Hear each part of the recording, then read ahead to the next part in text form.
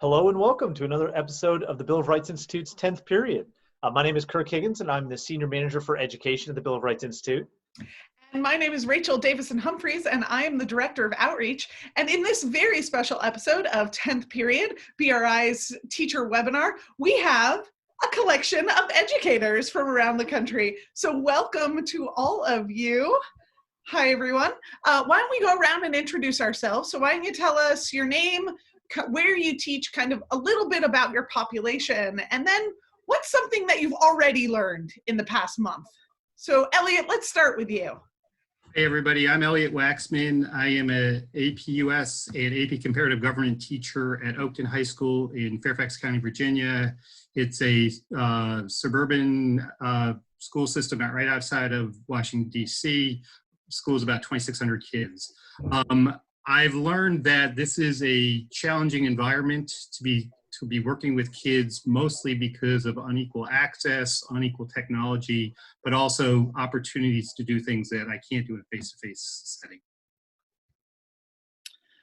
Hi, my name is Greg Yarnall. I'm a teacher at the Academy of St. Elizabeth in Morris County, New Jersey. We're about 30 miles from New York City. It's a small private Catholic girls' school. And what we've been doing this pretty regularly for a little bit with technology. So these first 4 weeks really weren't too shocking on the technology part, but seen a lot of the kind of emotional side be a bit of a roller coaster as we've continued to go a little further. Okay, I guess it's my turn. I'm Jessica Culver. I live and teach lots of different social studies courses in Ozark High School in Ozark, Arkansas. We are a very small, our town's about the size of Eliot's school. Sounded like the same number live in my town as attend his school. And we are in the Ozark Mountains. That is the Ozark Hillbilly, shout out to them, on the wall behind me. And what I have learned in the last month is that teachers are awesome and that the mantra of modify and adjust is the mantra for 2020. Don't plan anything more than 24 hours in advance. That's what I've learned. Great advice. Keep going. Hi, my name is Molly Schneider. I teach a dual enrollment government and politics class and AP US history at Notre Dame Cathedral Latin School outside of Cleveland, about 45 minutes in a more rural part. One of the things that I've learned, well, first off, we've been doing what we call blended learning days for almost the last 5 years, which are every semester, about 3 days, we have the kids online doing lessons while we're at school doing professional development. So we have had good experience with this online learning, but what I think now, being weeks into it, what you really miss is that feedback, that personal interaction of whether or not the kids are getting it and whether your students are comprehending. And that, I think, is one of the things that I've really noticed the last few weeks. Hi everyone, I'm Ryan Kelly. I teach 8th grade American history at Quaker Valley Middle School in Swickley, Pennsylvania. That's about 10 miles northwest of Pittsburgh. I guess what I've learned in the last few weeks and kind of listening to my colleagues is similar to Jessica. I've kind of learned that students, more than adults, are very good at being flexible, and we kind of need to follow the student's lead and allow flexibility in our lives. And as difficult as it can be, just really try to maximize the most of the opportunities that we have in this digital age. Great. So I'm really excited to have all of you join us today, and I really appreciate just the diverse backgrounds. And I think we're going to be able to dive into that a little bit. But I guess, the challenge, I think, is apparent to everyone who's going into this. But I'm just curious, what's everyone's biggest success been so far? And I know that I know it's probably been really tough, and I know that there's a lot of challenges, but I'm sure that there's whether it's something new that you've learned or an interaction that you've had with your student. I'm just curious to get to see what everyone views as a success over these last few weeks. Okay, Jessica's gonna hit one. Because of our lack of internet access to many of our homes, including mine, we've been doing a lot of journaling, and they can send those to me by text message. Because although we may not have internet, we do, and those that have internet, email it to me. But if not, they just text it to me, which has been helpful. And in those journals, I have seen great success stories of students saying things like, I totally get World War II rationing now. I get it. And they were like, Miss Culver, you talked about like sugar being rationed. I just saw toilet paper rationing. And so it is as though they are really connecting to the people of history. And I see in their journal entries, they'll say things like, my grandma or my grandpa talked about like the Great Depression. And I was like, oh, grandma, but I get it now. And so they're making those connections to history that I think they would have otherwise never had. So while I wish this did not happen, they're really connecting to the past. I think that one of the things BRI has been calling this is like a civic moment that is giving students access. And I'd love for that us to touch on that later, is how do you see and how are you using this civic moment and the civic kind of awareness in your classrooms and in your pedagogy? I'd love to touch on that as we move forward in the conversation. So thanks, Jessica. That's great. And can you, before we move on, can you touch a little bit on the access issue for you in your community? So we definitely have people who can get internet access, but in my town, a fair number cannot. I cannot at my home get internet. And that means literally, it's not that you can't afford it, it's that there is no service provided to you. Service provided. We are off the grid in a lot of homes. So I do things like most kids do have cell phones. So I've done something I thought I would never do and pretty much just give my cell phone number out to everybody. And so they just can, if they don't have internet, they just do it on paper and text it to me. And I grade that way. And so we do a lot of journal entries, or right now we're writing thank you letters to our essential workers. And things that can be done without internet, but are still relevant. What are other people's successes? What have you been seeing so far? Well, I think kind of touching on some of the stuff that other people said, I think they have a different appreciation of what's going on there. They're not so happy about being in their home for 5 weeks at a time, but I teach freshmen along with my AP classes, and we've been working on some ideas of kind of revisiting what we had said early in the beginning of the curriculum about primary sources and secondary sources, and really realizing that, they have an opportunity to kind of be a primary source for themselves, that in 20 years when their kids are going to be like, well, what was it like to live through this quarantine? Hopefully we don't do this multiple times between now and then. They'll have something to go back to. And I've asked them to really kind of create whatever kind of media that they have available, to have some sort of record of their experience, and that, it may seem mundane to them now, but it's going to be a piece of curiosity for their children, for them to realize that their parents lived through something that hopefully will not be a very reoccurring event.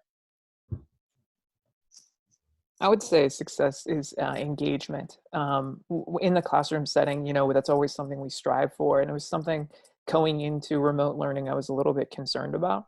But really, the students have really wowed me with their levels of engagement and their ability to make connections between the past and what's going on in the present. Currently in my 8th grade American history course, we are in the antebellum era prior to the American Civil War. We were talking around some questions, and it's always interesting, I think, for us as modern day historians to develop contextualization skills to kind of think about how our study of the past is influenced by our present. And Jessica, you kind of touched on that point there, but even today when I was reviewing student responses to questions, so many of them were filled with these past to present connections. So I think they are seeing the value that comes from history or civic education even more in light of everything that's going on.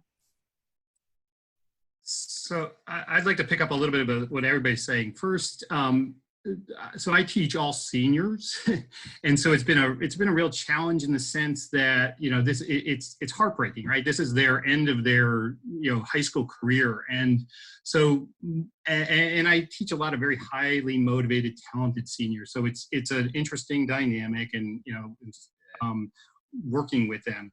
The thing that I guess I have come away with to a certain extent is, and we talk about this a lot in our school, and you know, it's more than the content, it's about relationships. And so in this sort of challenging environment that we all are living through and in, I've been able to make some connections with kids that I ordinarily wouldn't have made, you know, over the course of it, even, you know, and particularly, you know, in the spring of their senior year when they're on their way to being checked out.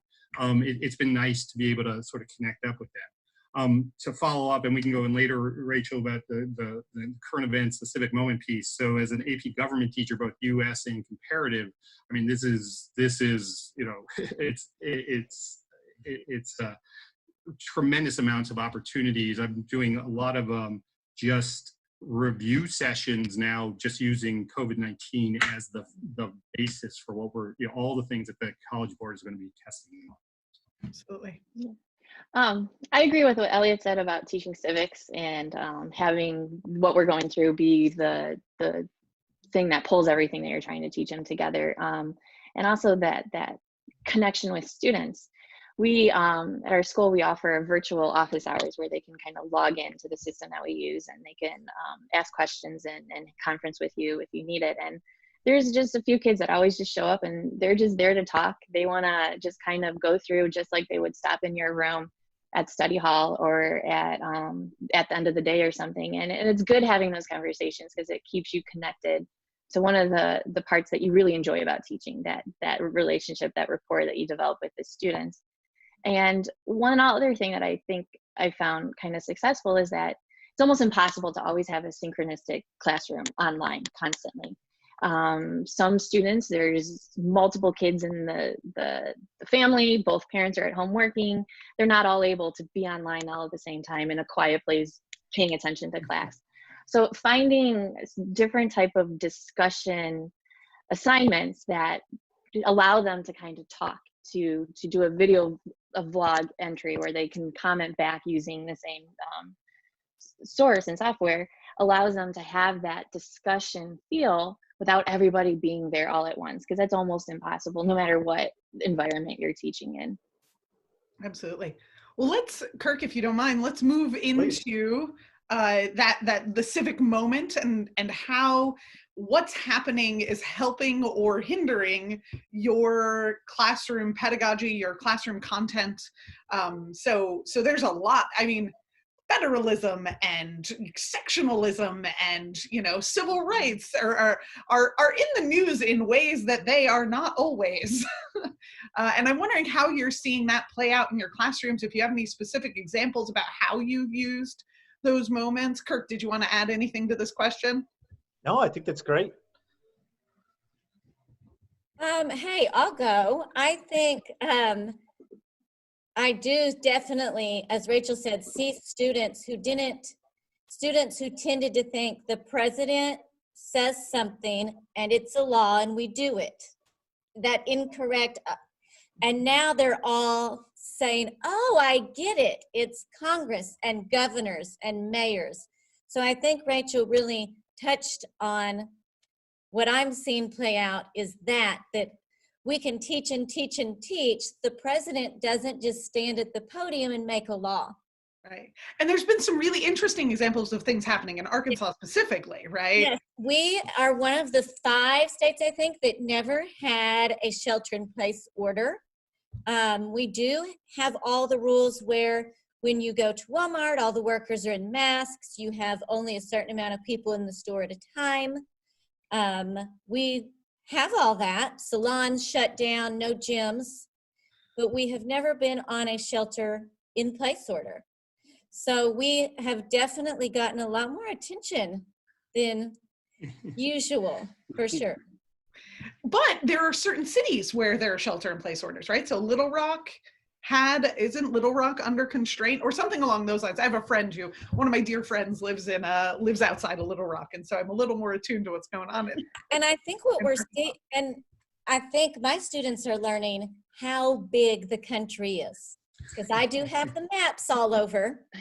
But for us, we don't have any deaths in our county from COVID. We aren't seeing hospitals overrun.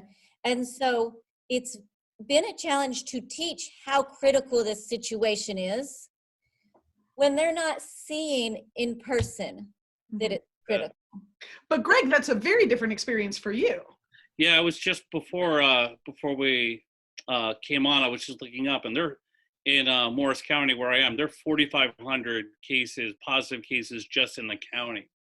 So I know that's more than a lot of states themselves probably have. And we're going to probably hit 100,000 positives in New Jersey probably tomorrow at this rate.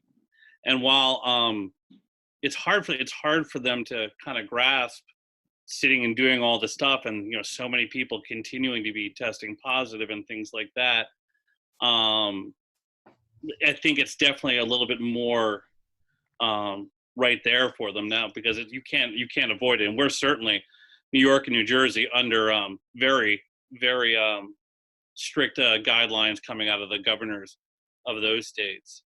But we've definitely been able to use lots of this in the government class. We used one of the Bill of Rights institutes. I'm blanking on what the name of the exercise was, but it was about whether the governors or the president should be able to declare schools closed. We kind of use that as a starter to go into some of the many different things we've seen over the last weeks about federalism and things like that. If I could add on to what Greg's saying, so and to sort of circle back a little bit to my earlier comment. I mean, last week I was interacting with a student who was in quarantine who, was awaiting test results. And so, again, when you talk about relationships and the severity of this, and how do you handle these situations, it is front and center, and you're dealing with it.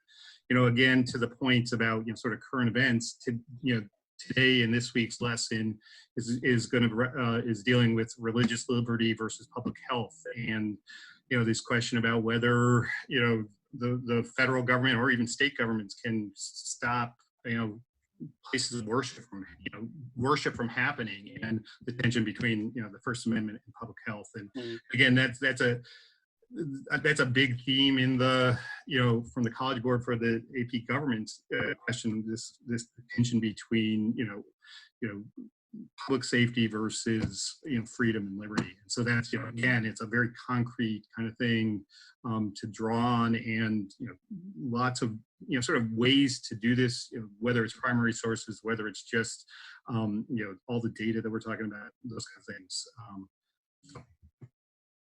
Well, Sorry. Okay. Well, and I think the states, like I know Ohio makes it really easy for the kids to kind of tune in and find information online with the daily press briefings that they hold. And it really kind of brings a new light to federalism. I know in the past, federalism has always been one of those units that it's harder to engage the students on. And now it's probably one of the most engaging things that they can take a look at, because they see it in real time. They email and ask questions about, the president just said this, is this actually allowed? Is this okay? I thought this was what the governor was supposed to do and stuff. So it's great to be able to see them kind of being engaged and really understanding how the system works. And you see that engagement with other issues. Before we left the physical building, we were in the middle of a project on civil rights and housing discrimination in my government class. And they were supposed to connect it to how that issue then relates and has a rippling effect into other areas of society. And they were clearly able to connect some of the issues that are in some communities that have faced forms of discrimination and issues involving civil rights with the way a community is responding and being impacted by the coronavirus. So it was really interesting to see that connection with them as well. I would say too, like their curiosity, like you all were saying, I have a little bit of younger learners. So when they get to me, that's really kind of their first full-time learning American government and civics in detail. And they always have a ton of questions about things. And prior to us leaving, I had questions like, can the federal government prevent the election from happening in the fall and things like this. So students' minds are already going towards these topics. And even though I haven't deliberately in my lessons made a connection back to this yet, that's kind of what I'm doing in my colleague and I, and as we build up to the Civil War.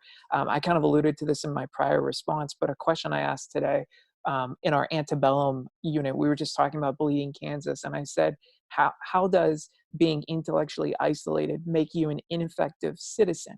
And so many students connected it to the current COVID-19 response, particularly at the federal and at our state level here in the Commonwealth of Pennsylvania. So it was just like, they are seeing it, they're connecting to it, they're learning about it, and they're making connections back to what we're doing in the classroom, which is so great to see. That was actually, so for those of you that don't know, thank you all. Those are amazing things that you're connecting. The Bill of Rights Institute has a bi-weekly student-facing web series called Bright and Early. It publishes every Tuesday and Thursday. For tomorrow's episode, our theme is civil rights and freedom, basically. But how do we preserve civil rights in a time of crisis? And one of the things we talked about, Ryan, is the responsibility as a citizen of any age to be well informed. That's and excellent. How difficult that is right now, but how necessary. And what does it mean to be well informed? Right. So Kirk, what other questions do we have for the crew? Yeah, no, I think that's great. And I think that tension that you all are talking about is a really great one to highlight, because it's something that I think a lot of the country is wrestling with. It's something that we've been exploring too at the Bill of Rights Institute. And a few of you mentioned too something I think is interesting that gets beyond some of the headlines and just to the reality of being an educator, which is fostering community in your classrooms, right? And trying to maintain that connection with your students. And I was just wondering if you all could share some of maybe the approaches that you've taken to try to continue to foster that community and those connections, or what ways you've been trying to continue to engage with your students, even though you're isolated. All right, well, this week, many of my students are the essential workers. They work at the grocery store in town. They work at the nursing home. They work at the few restaurants that are still open for drive-in. Those young 17 and 18-year-olds, they're the cashiers at the grocery store still open. And so this week we are writing letters. I'm up here at school printing them all out, writing letters to our essential workers. And they're all using that to talk to the community, to interact with the community while still being separated from them. So I think that's a good way to just send a thank you to someone, and that's also great for civic engagement.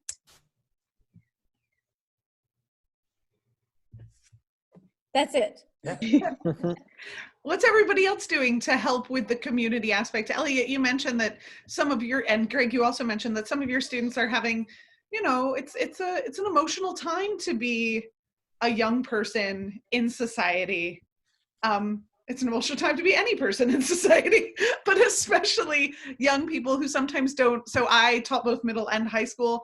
I spent most of my time with 8th and 9th graders. So right in that really, the moments when their emotional life is very big, but the 12th graders too. So I think I taught in 12th, I kind of bifurcated. 10th and 11th graders and I never really gelled, but like 8th and 9th graders and 12th graders, those were my two anger points.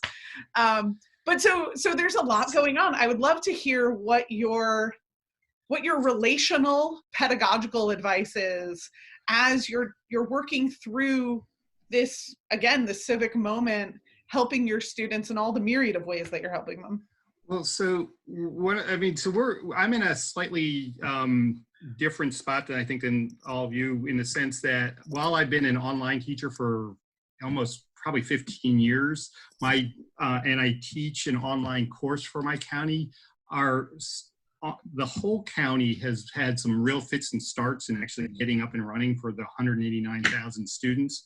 And so we haven't had a lot of, synchronous class time with kids yet, and we're still working through all that. But what we've done in the interim is we've had sort of opportunities, sort of check-ins, open office hours, those kinds of things, where we're talking to kids, answering their questions, helping them in a myriad of ways. I have a student who has been very interested. She's weighing her, between two college choices and back and forth, and that kind of thing. And I spent probably 45 minutes to an hour talking to her the other day, just sort of one-on-one. I mean, it's not that technology dependent. It could have been on the telephone, or it could have been face to face, but we were doing it through this kind of a setup. And then she came back to me last night and said, can I talk to you again? So that we're set up for tomorrow to talk about whatever. She learned a lot more about her two choices, and she wants my advice. So it's not, again, it's a relational kind of thing. It's just being there for kids to help them work through this. We've also, as a faculty, made a sort of a video. It was each of us put together, like a picture that we sent, and somebody at the school weaved it together to make sort of welcome back video, saying how much we miss kids, and then just a nice as a two-way way, the leadership classes in our school turned one together and showed it to the teacher. Did one for the teachers, how much they miss the teachers. So it's just trying to build that relationship and keep that community going. Wow. Yeah, the infrastructure for the online stuff was there. Like Molly, we had instituted a couple of years ago online, at least the option of having online classes after a certain amount of snow days. They were basically said, you're going to get these Google Classroom assignments, not kind of one-on-one actual classes, but posting of assignments. So there was a little bit of debate in the short period of time when we had to discuss how this was all going to get set up as everything was getting shut down in March, and a little bit of debate about video conferencing and how much we were going to do, and if cameras on or cameras off and things like that. And we end up going that we have the kids have at most 4 video conferences a day for 45 minutes. They usually would meet with 6 classes. They meet with 4 instead. And I think the video conferencing has really been helpful in holding people together. I think it's certainly not the same as being face to face, but being able to see one another is I think it's been helpful to them. I think that we kept our regular spring break in the midst of this, and I think that's not having the structure of kind of going through the school day, I think was a little disconcerting for some of them. On the other hand, there's some kids who are like, I'm in school all the time, I have my classes, and then I never get up from my desk to go right into my homework. So it feels like I'm doing even more stuff than I was before. On the other hand, I also think it's been helpful with having different options too. Like I have classes where I definitely have quiet kids that wouldn't really participate unless called on in the regular classroom. When we're video conferencing, they're not like jumping out to speak there, but they're more than willing to post an answer in the running chat as things are going along. So I think it gives some of those kids an opportunity that maybe they wouldn't really have had in real life. Greg, I would agree. Sorry, Molly. Go right. No, you go this time. Okay, thank you. You talked about structure, and I think that's one of the biggest things. Like, if we look at the role that we play in students and families' lives, it is that stability. And I think that was like a really big part that I wanted to just continue as a part of my relationship when we started. So just like, hey, things aren't going to be that different. Yeah, we're going to take in a new medium, but We haven't like done the snow days type thing you guys described, but we're very fortunate to have a lot of technology capabilities. Like this year we transitioned to iPads. So a lot of the things that we're doing like with our LMS online, my students were like really accustomed to. Mm-hmm. It's just my delivery is different. So like, yes, we can use Zoom for meetings. I've used Loom, which is a feature that's kind of nice. So like I can present my screen and then they can see my face in like the little bottom corner. So they can see like my facial reactions. I might say a joke or two in the middle of it just to try to be like the same me who they typically Right. see in front of the classroom. But I think that's like the most important thing I've tried to do throughout this whole time is just continue with what we're doing and try to provide that stability in their lives. We are asynchronous. So my students can do our lessons kind of whenever they want. We typically have an 8-period day. We've split that. So we have A days and B days now. So they have 4 on one day, 4 on the next. So like this week, they'll have my lessons 3 times. But that flexibility has been really helpful. And designing instructional videos kind of around this flexibility has kind of like pushed us as teachers, but it's pushed us in a really, I think, a positive direction so the students can and the families can learn on their time. Yeah, really just kind of mirroring what Ryan said here, but just trying to get my classroom that I had in the physical building online as much as possible, to try to have the students see my sense of humor that they experience every day and so forth. And I like to post every morning a video of me just explaining the directions so that they can they can hear my voice, see my face, go through what we're doing that day.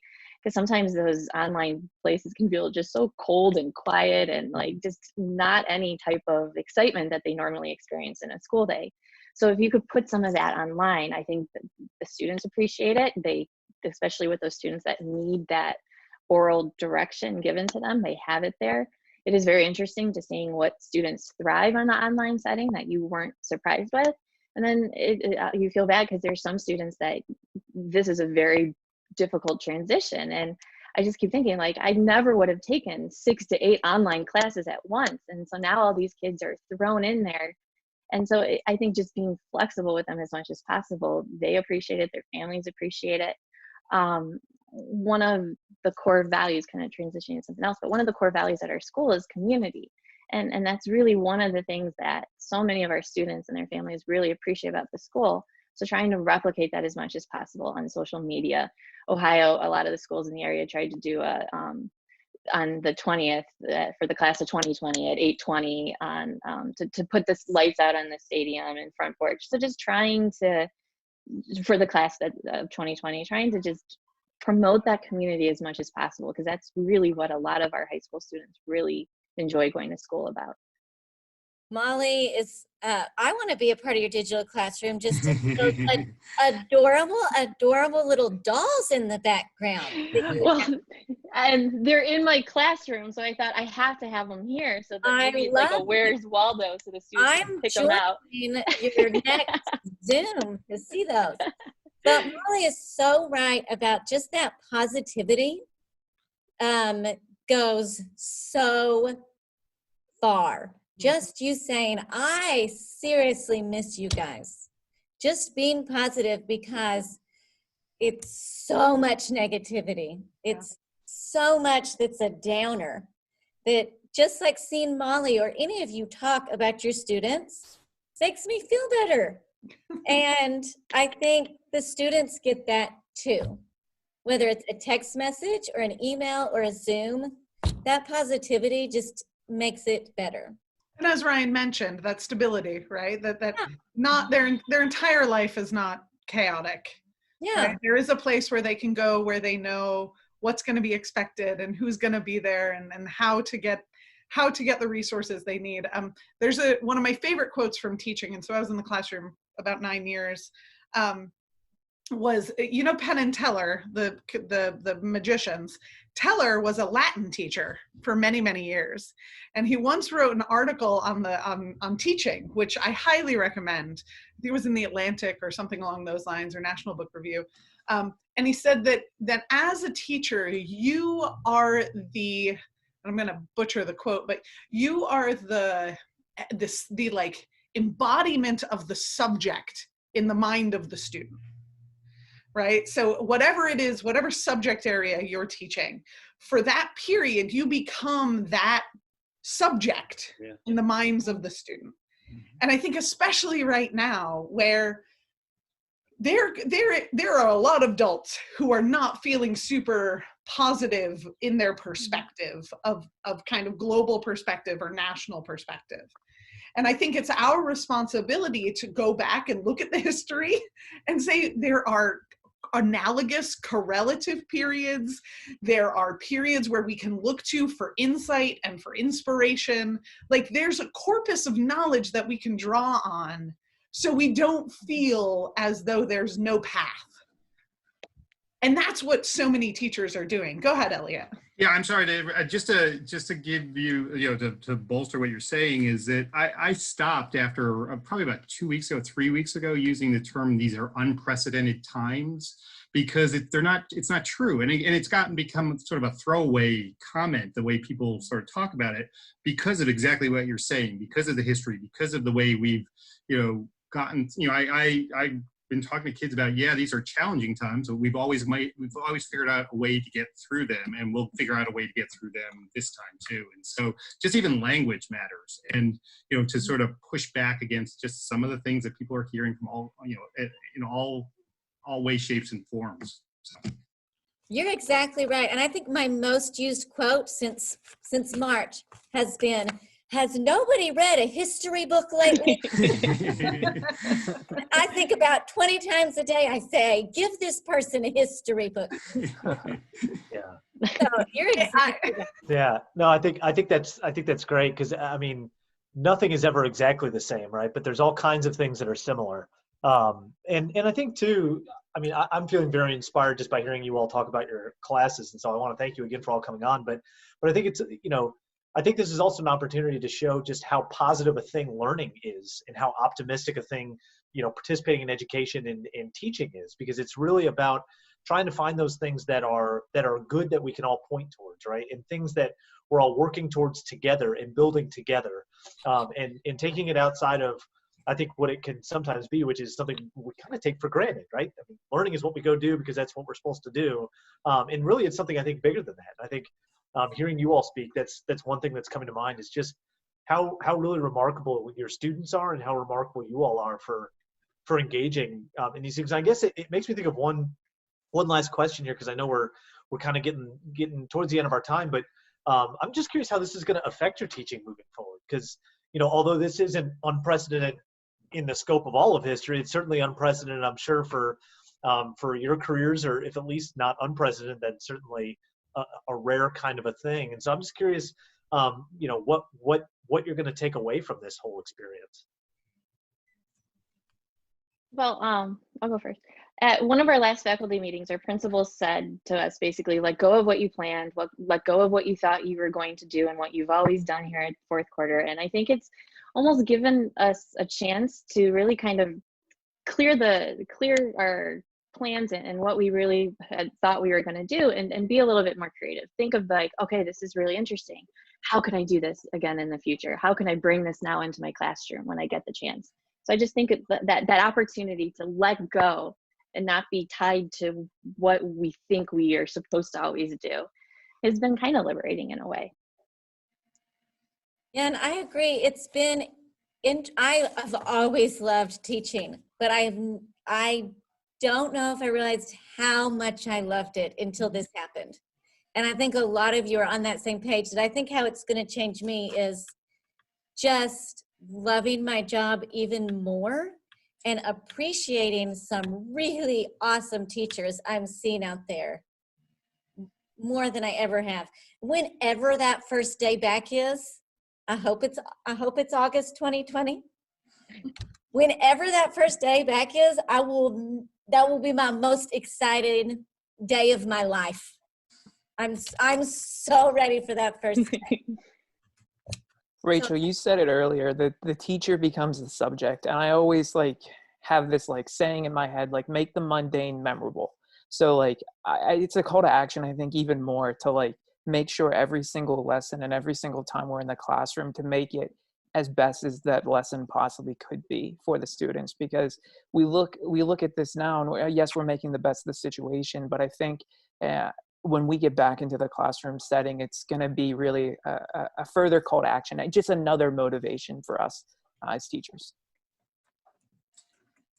I think it's going to hopefully sort of expand my world in terms of, what is possible, what is, it opens up all kinds of opportunities. And, what this period has done and will do is will allow collaboration, like we're talking about. I mean, look at all these wonderful teachers here. How cool would it be if we could connect up students, and here's the platform. We can, we've done it this way now, we can do it, and it gets people to experiment more.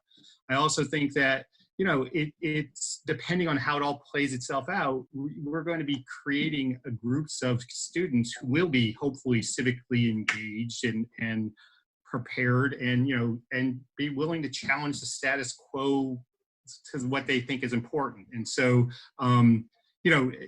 as a government teacher, as a social studies teacher, sort of pushing them to be informed, engaged citizens, and look at all these different opportunities to do this, and ways to reach out, and ways to make a difference, and all those kind of things.